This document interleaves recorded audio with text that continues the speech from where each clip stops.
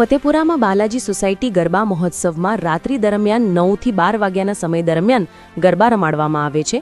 તેમાં નિયમબદ્ધ ગરબા ચલાવવામાં આવે છે। અહીં કોઈપણ જાતના નિયમોનું ઉલ્લંઘન કરવામાં આવતું નથી। ગરબા મંડળમાં શિસ્ત જાળવવામાં આવે છે અને સંચાલકો આ અંગે પૂરતું ધ્યાન રાખે છે। રિપોર્ટર પ્રવીણ કલાલ, ફતેપુરા।